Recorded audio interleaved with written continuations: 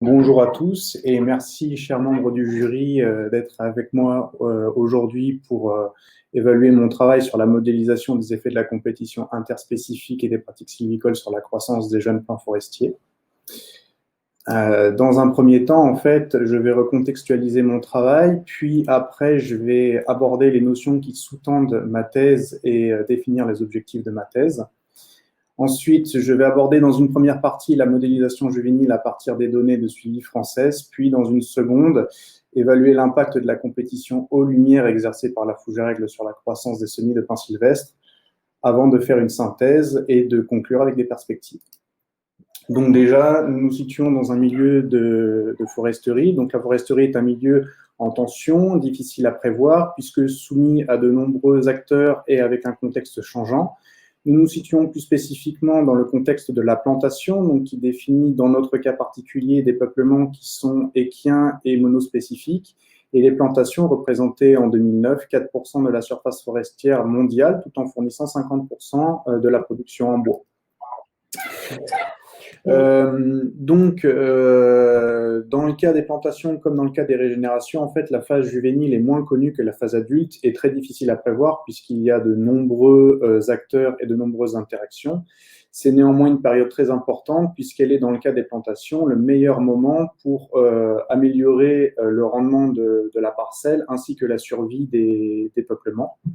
La phase juvénile est définie comme la phase avant la fermeture du peuplement. Elle est caractérisée entre autres par une durée de vie de 30 à 40 ans et est majoritairement influencée, que ce soit au niveau de la survie ou du rendement, par la végétation compétitrice et les interactions qu'elle a avec.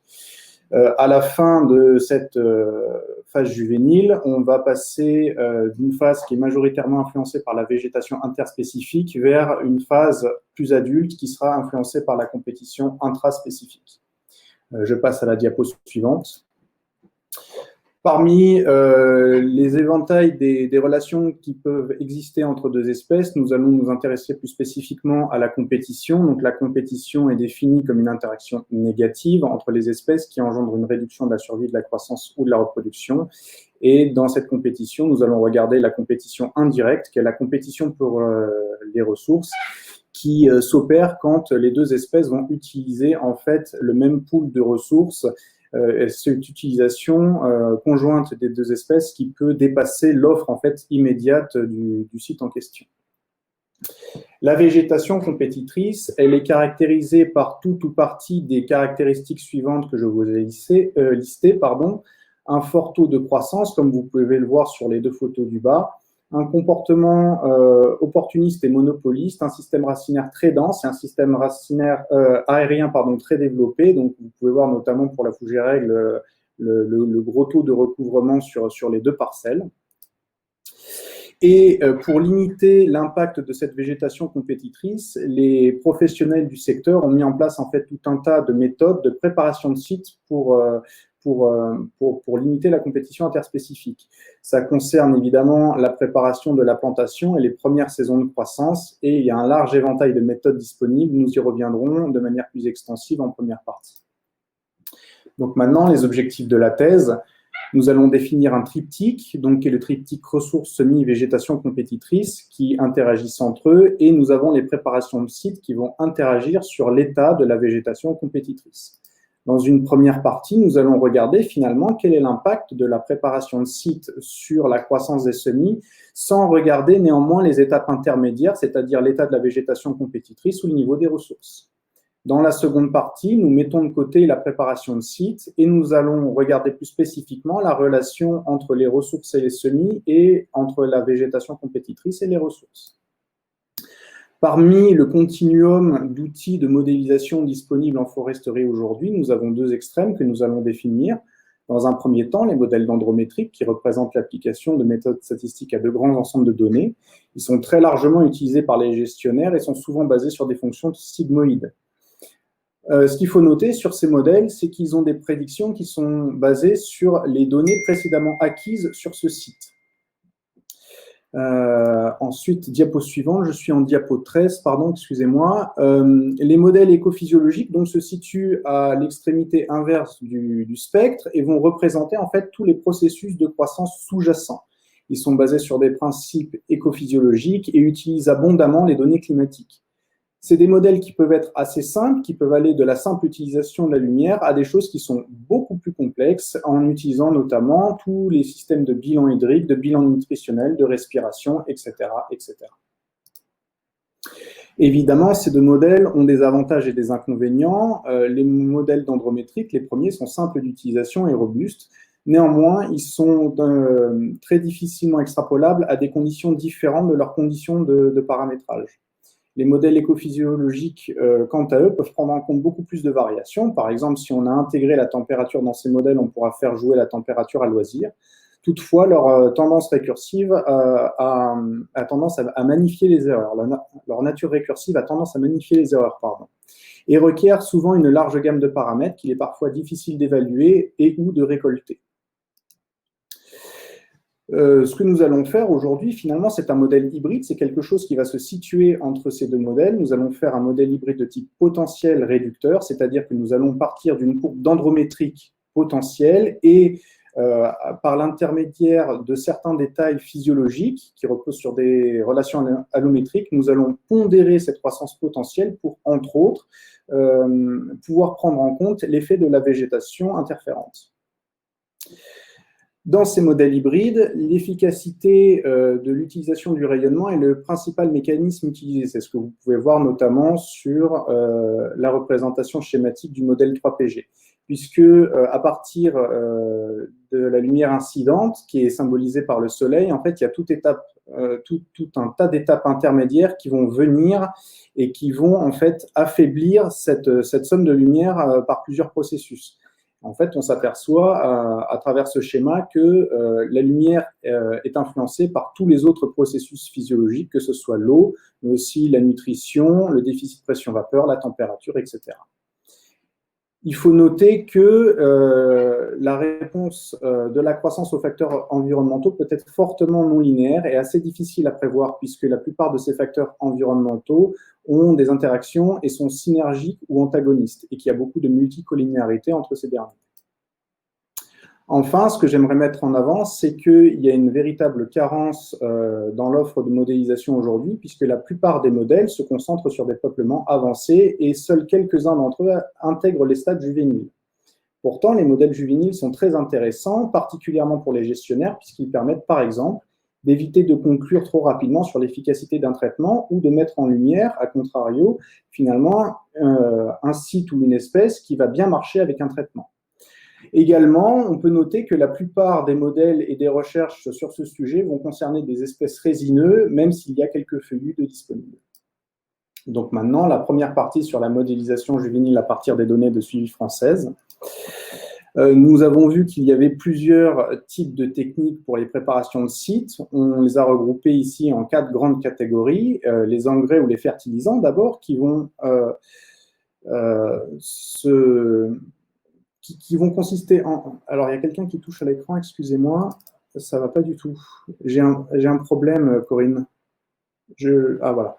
Les engrais et les fertilisants, donc c'est l'ajout d'éléments nutritifs dans le système. On va ajouter notamment de l'azote, du phosphore, du potassium, par exemple, et on va observer des effets qui sont généralement positifs sur la survie et le rendement, mais parfois contrastés par une prolifération du cortège floristique, ce qui va amoindrir les effets potentiels. A contrario, les amendements, on est en diapo 21, pardon, vont avoir un effet beaucoup plus diffus et vont non pas améliorer le taux de ressources dans le système, mais plutôt améliorer l'utilisation et le recyclage de ces dernières par l'amélioration des propriétés physico-chimiques du sol. C'est des effets qui sont persistants et qui peuvent durer pendant plusieurs années. On est en diapo 22. Les herbicides, quant à eux, ont une autre stratégie, à savoir supprimer la compétition interspécifique. Et donc, on constate de ce fait une augmentation du rendement et de la survie. Et ils ont l'avantage d'être, en plus d'être très efficaces, assez peu coûteux. Les alternatives mécaniques fonctionnent sur le même principe, à savoir supprimer la végétation compétitrice, mais eux vont le faire en exposant le sol minéral, c'est-à-dire en retirant la couche de matière organique ou en la mélangeant avec les horizons du sol. Et là encore, on peut constater souvent une augmentation de la survie et de la croissance, et du rendement, pardon. Il faut noter que toutes ces méthodes ont des effets variables qui sont influencés notamment par le site, les espèces ou tout autre facteur, et qu'il n'est pas rare de les voir combinés dans les préparations de sites. Donc l'objectif de cette partie, c'est de mettre en avant l'impact de la préparation de site sur la croissance et d'établir des modèles qui incorporent la méthode de préparation du site en vue de fournir des cours pour les stades juvéniles qui peuvent être connectés au stade adulte. Pour ça, on va construire une base de données dont nos critères de sélection sont les suivants, à savoir un site qui présente des plantations juvéniles, une faible densité pour être sûr qu'on observe uniquement que la compétition interspécifique, qui compare évidemment différentes opérations sylvicoles et qui nous donne des données dendrométriques de hauteur et de diamètre. Quand on a fait notre sélection, on a 3 sources, le FCBA pour 3%, l'ONF pour 9% et l'INRA pour 88%, ce qui représente dans notre cas 23 sites et 89 traitements pour cette espèce. Et vous pouvez voir les mesures qui sont disponibles dans le tableau de la diaporama 25.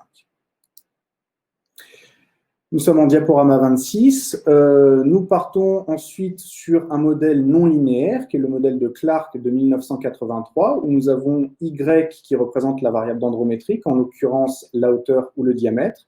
Y0 est donc la valeur initiale au moment de la plantation, Y de t, la variable dendrométrique observée au temps t.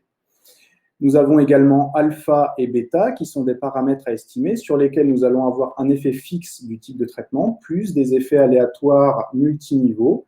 Et enfin, epsilon est le terme d'erreur résiduelle. Le tout nous donne un modèle non linéaire à effet mixte. Nous sommes en diapo 27.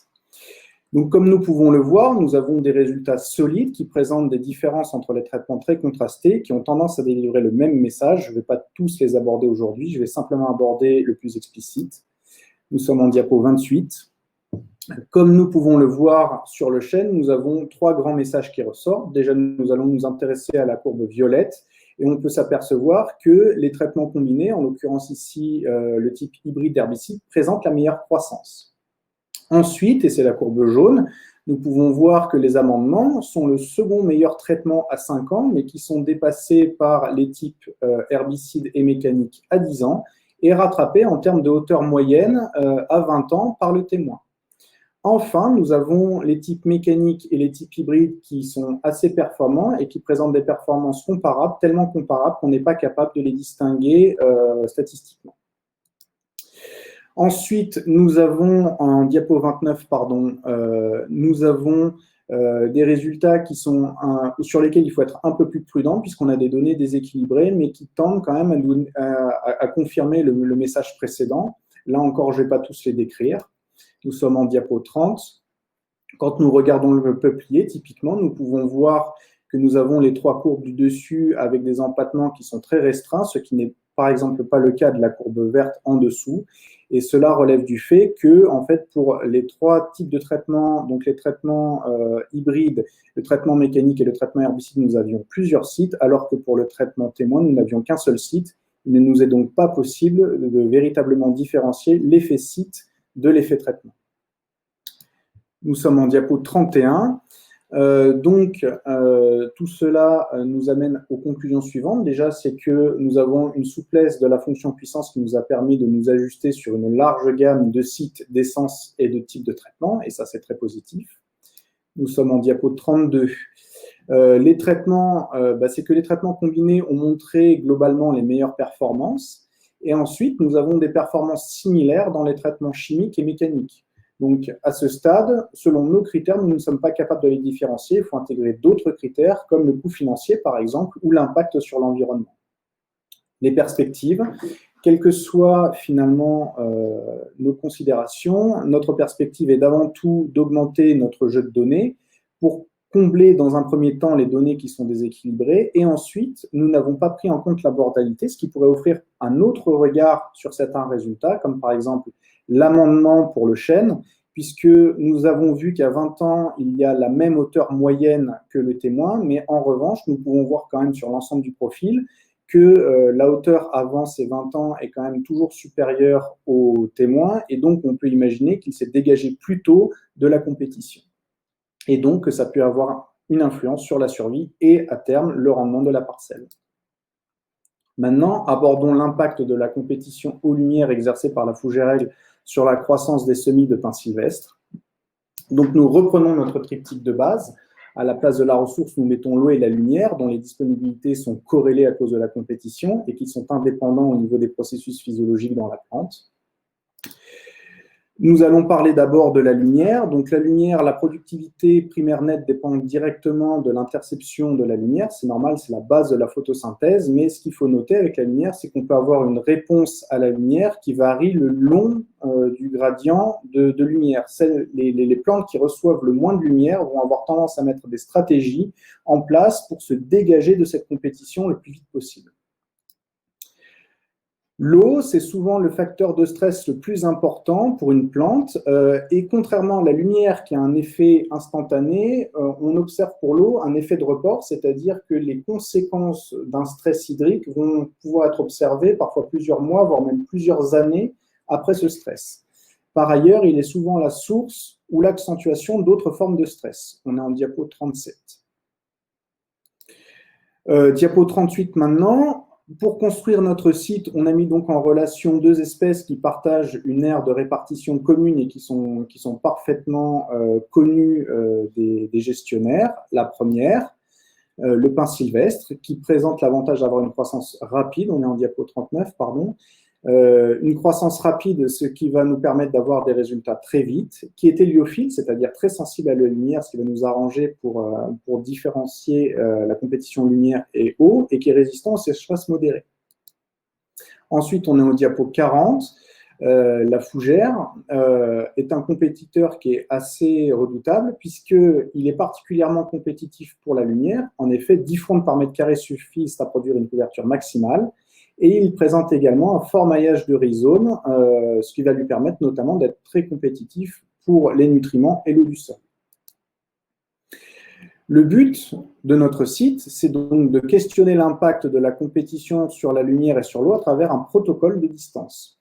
Nous avons donc nos modalités de référence qui sont l'herbicide HE dans le tableau où il n'y a pas de compétition que ce soit pour l'eau et la lumière et à l'extrémité du spectre, l'autre extrémité du spectre, nous avons TE pour le T- où la compétition pour l'eau et pour la lumière seront maximum. Entre, c'est le but du dispositif est d'établir un gradient. Pour l'eau, on va jouer sur la largeur du couloir de dégagement. Pour les L1, le couloir de dégagement sera de 1 mètre, c'est-à-dire qu'on aura le semis au centre et donc 50 cm de chaque côté.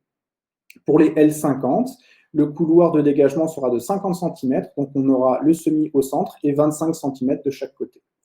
Pour la lumière, on va jouer finalement sur la qualité d'ensoleillement. On va mettre, dans le cas du L1 AF, avec filet, un filet en plus du grillage pour éviter que les pennes des frondes ne passent à travers les mailles et n'interceptent de la lumière, ce qui ne sera pas le cas de la modalité L1 SF sans filet.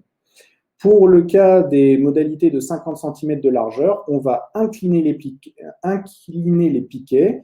Ça va être la modalité L50 inclinée en opposition au piquet droit de la L50 droit. Ensuite, on est en diapo 42. Sur le site, on va faire tout un tas de mesures, entre autres des prises de mesure de hauteur et de diamètre tous les mois pour le pin sylvestre et des hauteurs et de la densité tous les 15 jours pour la fougère aigle. On va également relever la température, l'humidité du sol toutes les 6 heures et on aura des relevés de lumière tous les quarts d'heure. Avec ces données relevées, on va pouvoir établir la quantité d'eau disponible, ou REW en anglais, pour Relative Extractable Water, et donc établir des profils par modalité sur l'année de végétation 2018. Quand on est à 1 de REW, on est à la capacité au champ, notre sol ne peut plus stocker d'eau supplémentaire. Au contraire, à 0, on est en sécheresse totale et toutes les plantes meurent. À 0,4, la valeur de 0,4 en fait est une valeur consensuelle en deçà de laquelle la plante est considérée comme étant en déficit. Ce seuil de 0,4 nous permet notamment de calculer 3 types de mesures. La première, qui est finalement la durée de la sécheresse. La deuxième, qui est l'intégrale sous la courbe, qui est celle qui va nous intéresser. Et la troisième, qui est l'intensité du stress hydrique. Quand nous observons nos résultats de données environnementales pour l'eau, nous avons le profil qui est représenté ici dans le graphique de gauche. Nous sommes en diapo 44. Nous avons en premier une modalité herbicide qui n'est pas en déficit, contrairement à toutes les autres. Et ça, c'est très intéressant à savoir.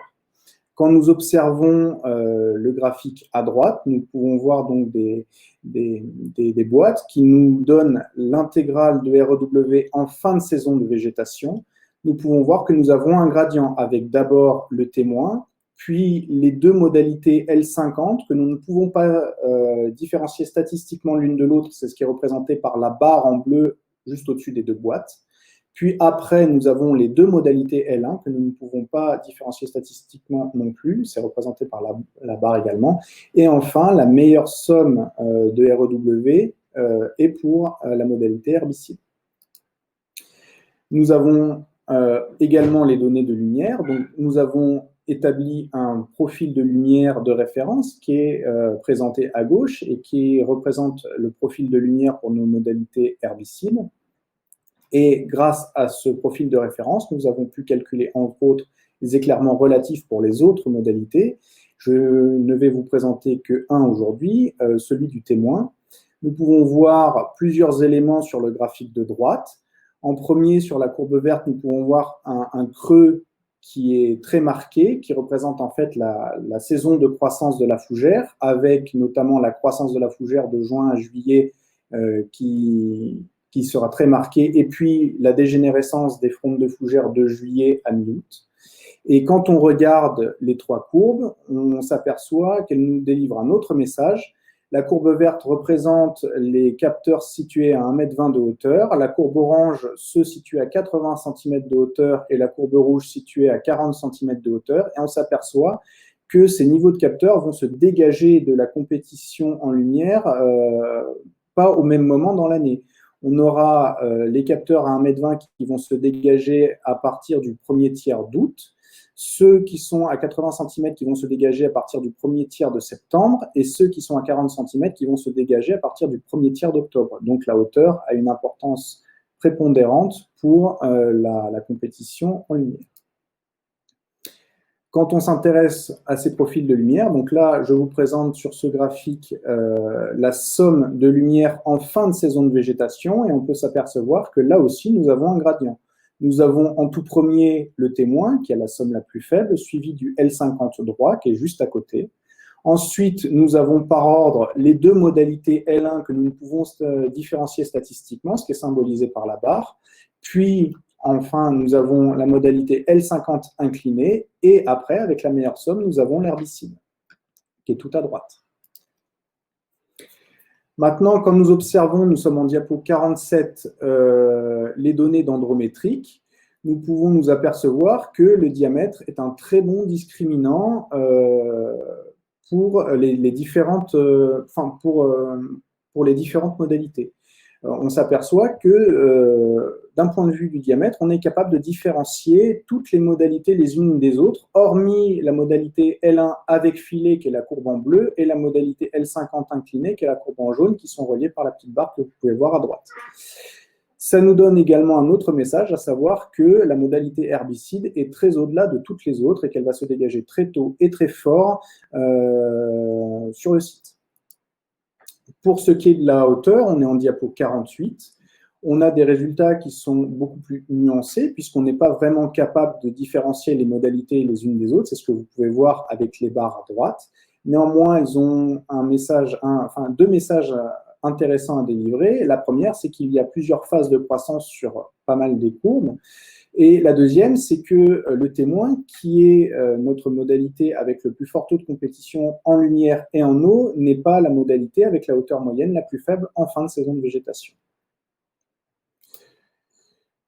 Nous agrégeons tout ça dans une donnée de volume qui est très comparable aux données de diamètre et nous pouvons voir que nous avons donc 4 groupes, l'herbicide en tête, suivi de la modalité L1 sans filet qui est la courbe violette.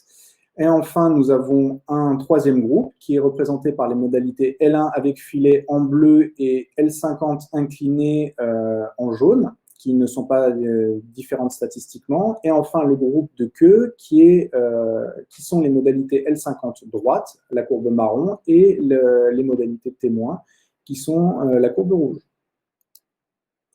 Nous sommes en diapo 50.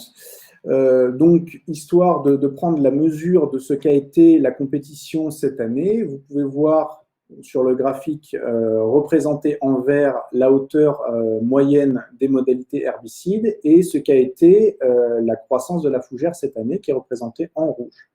Sachant qu'en 2018, la fougère aigle, c'est aussi une densité moyenne de 25 frondes par mètre carré et un LAI de 12,9. Pour représenter toutes ces interactions, nous allons avoir une démarche en deux temps.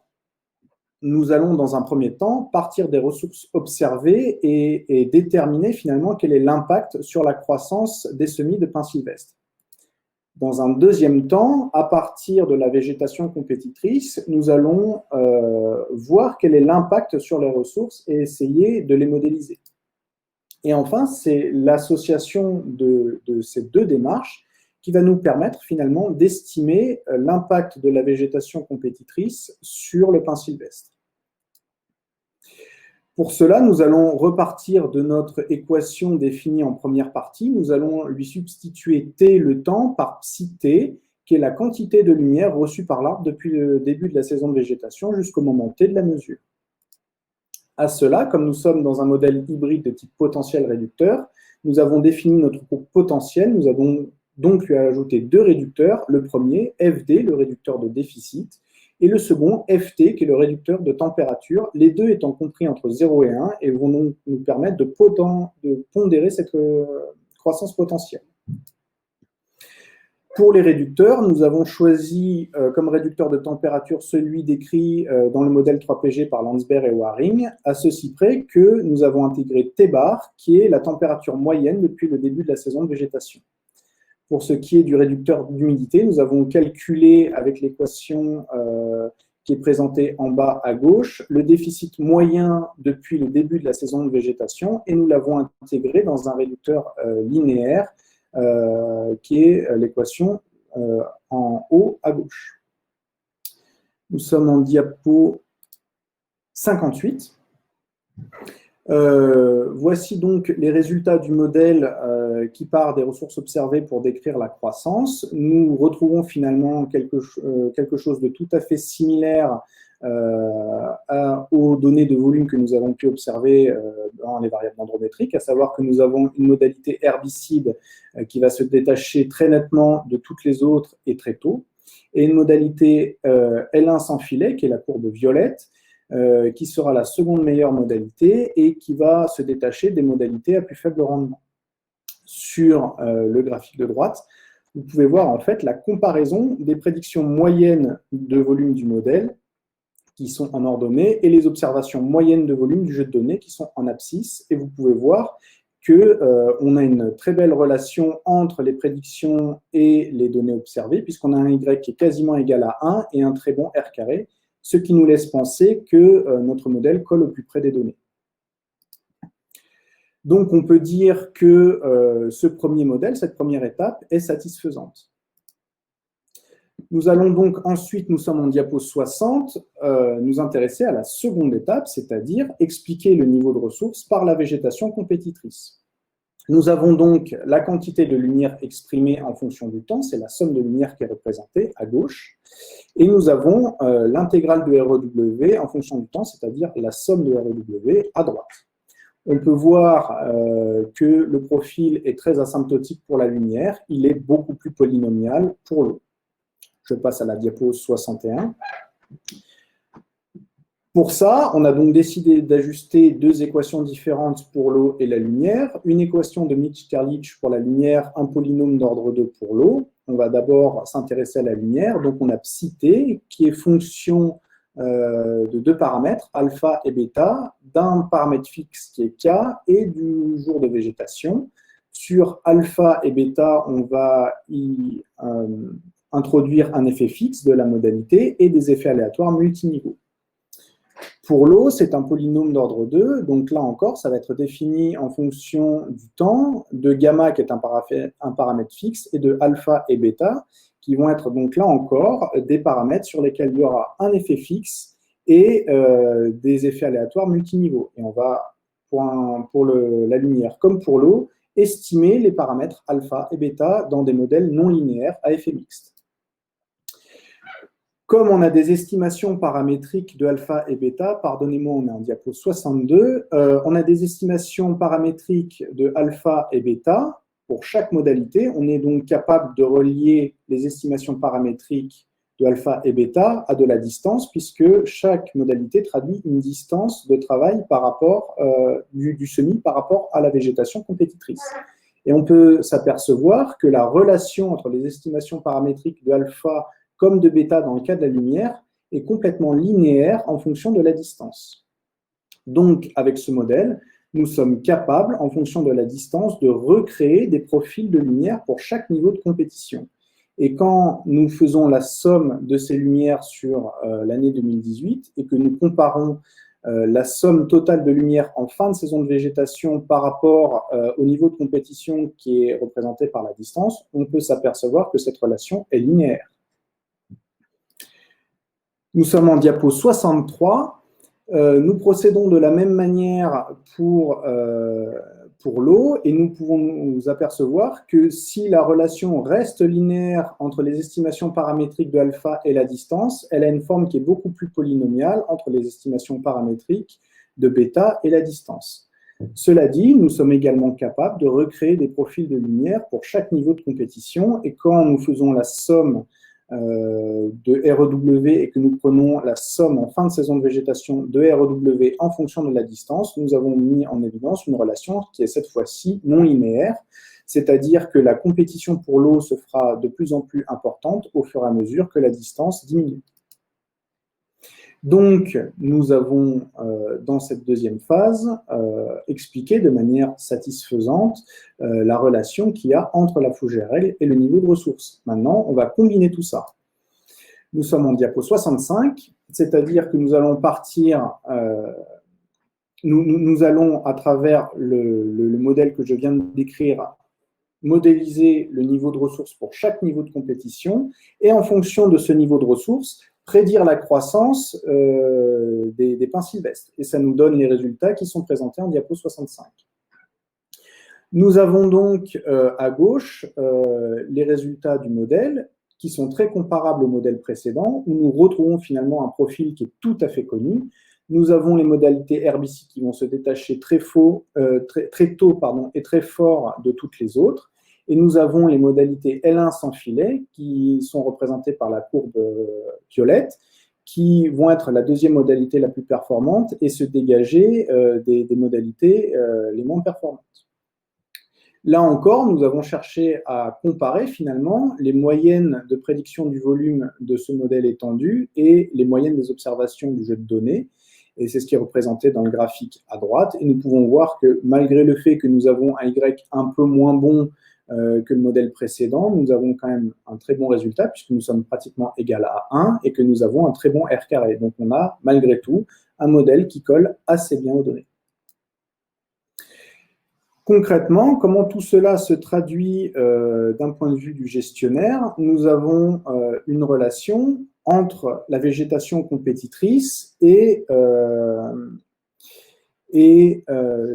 volume final dans la parcelle. On peut s'apercevoir que cette relation est de type asymptotique inversé, à savoir qu'on a un effet qui s'atténue au fur et à mesure que la distance diminue, mais néanmoins cet effet est très prononcé puisqu'on peut aller jusqu'à une perte potentielle de près de 83% du volume.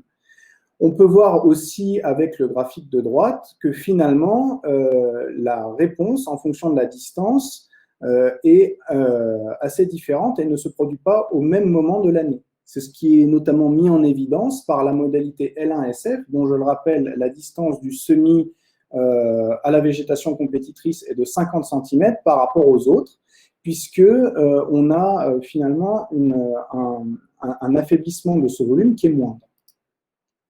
Donc, l'association des deux modèles nous a permis très clairement de mettre en évidence l'action de la fougère sur la croissance du pin sylvestre par l'intermédiaire des ressources. Qu'est-ce que nous pouvons dire finalement sur ce que nous avons pu observer de ce jeu de données 2018? Nous sommes en diapo 68. Déjà que nous avons des modalités herbicides qui se détachent très nettement de toutes les autres, et ça c'est normal puisqu'elles n'ont pas de compétition. Nous avons une croissance en hauteur et en diamètre qui se font à des moments différents. Nous avons d'abord la croissance en hauteur, puis un peu plus tard, dans la saison de végétation, la croissance en diamètre. Et on a un impact qui est beaucoup plus fort sur le diamètre que sur la hauteur. Ce qui, en fait, nous amène au point suivant, à savoir que l'eau serait très probablement le facteur limitant de notre site, puisque, en général, le stress en eau a plutôt un impact sur le diamètre et le stress en lumière a plutôt un impact sur la hauteur. Ce n'est pas très étonnant, étant donné qu'on a un site avec un sol qui est pauvre, peu profond, 20 à 25 cm, et fortement chargé en éléments grossiers jusqu'à 34%. Également, nous avons, grâce aux résultats de hauteur, deux phases de croissance distinctes, ce qui peut s'expliquer par le fait qu'il y a une phase de croissance sous fougère et une phase de croissance une fois que la fougère a dégénéré sur le site. Et on a pu voir également, avec ces résultats de hauteur, une stratégie de shade avoidance du pin sylvestre, puisque nous avions vu que les parcelles témoins, qui donc avaient la compétition en lumière et en eau maximum, n'avaient pas la hauteur moyenne la plus basse en fin de saison de végétation. Ce qui laisse à penser qu'ils ont priorisé leur croissance en hauteur pour se dégager au plus vite de la compétition en lumière. Pour le modèle, on a un premier modèle qui est simple et qui nécessite qu'un faible nombre de variables et de paramètres. Les variables que l'on a utilisées sont finalement la lumière, l'eau et la température, qui sont accessibles facilement par n'importe quelle station météorologique. Ensuite, dans un second modèle, on a réussi à traduire l'impact de la compétition de la fougère sur les ressources et grâce à l'association du modèle expliquant les ressources et du modèle expliquant la croissance du pin sylvestre, pu traduire tout ça sur la croissance du pin sylvestre. Ensuite, nous avons pu mettre en relation que finalement, en fin de saison de végétation, la somme de lumière était proportionnelle à la distance et qu'on pouvait aller jusqu'à 54% d'interception. Ce constat a été un peu différent pour la somme de ROW en fin de saison de végétation, puisque la relation avec la distance était non linéaire et on pouvait aller jusqu'à 46% d'interception.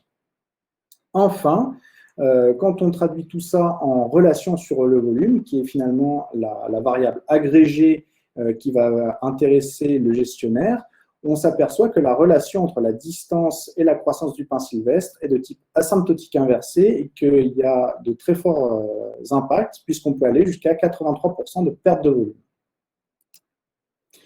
Les perspectives, elles sont multiples pour ces modèles. Déjà, nous pourrions intégrer des années supplémentaires. Nous avons intégré, par exemple, un réducteur de température et, en fait, le réducteur de température est en général caractérisé par des effets qui sont un peu plus tardifs dans les années, contrairement aux réducteurs de lumière et d'eau. Également, nous pourrions intégrer d'autres variables environnementales, comme par exemple les variables nutritionnelles de nutriments. Que nous n'avons pas pris en compte dans cette étude. Également, nous n'avons pas pris en compte la mortalité et pourtant, nous avons pu observer en fin de saison de végétation une très forte mortalité dans les modalités témoins puisque un individu sur deux était mort à la fin de cette année-là. Et enfin, et comme je l'ai dit en préambule, le modèle traduit un rapport de force entre la végétation compétitrice et le pin sylvestre qui sera amené à évoluer en faveur du pin sylvestre au fur et à mesure de sa croissance au fil des ans. Maintenant, la synthèse et la perspective de tout ça. Donc ici, je vous ai modélisé le modèle qui va traduire les ressources observées en croissance sur le pin sylvestre. Seulement, au lieu d'avoir uniquement l'année 2018, j'ai également l'année 2019. Et là, on s'aperçoit, on est en diapo 73, qu'on a un lien entre nos deux parties qui est évident. Le premier qui est temporel, à savoir qu'on a des modèles en première partie dont la résolution est annuelle, alors que les modèles dans la deuxième partie ont une résolution qui est intra-annuelle. On s'aperçoit que si on prend l'estimation en fin de saison de végétation des modèles de deuxième partie, ça nous donnerait finalement ce que donneraient les modèles de première partie à chaque pas de temps. C'est ce qu'on peut observer sur le croquis que j'ai fait à main levée à droite. On offre donc plusieurs degrés de complexité et plusieurs temporalités, ce qui peut être intéressant, puisque le modèle de première partie pourra prendre le pas quand le modèle de seconde partie, finalement, ne se justifiera plus, puisque la plantation se sera dégagée suffisamment de la végétation compétitrice pour que ça n'ait plus un impact qui puisse être relevé par ces modèles-là. Également, on est en diapo 74, on soulève finalement une question intéressante, à savoir que dans les modèles hybrides, on utilise souvent des réducteurs qui sont de type climatique ou environnementaux. La question ici, c'est de savoir si on ne pourrait pas avoir un réducteur qui serait plus simple, plus proche des données dendrométriques et qui serait basé finalement sur les distances de désherbage et qui agrégerait en fait les données de travail et les données climatiques. Voilà, j'ai terminé pour aujourd'hui. Donc, je voulais remercier Madame Catherine Collet et Mathieu Fortin qui m'ont encadré pendant ces 4 années.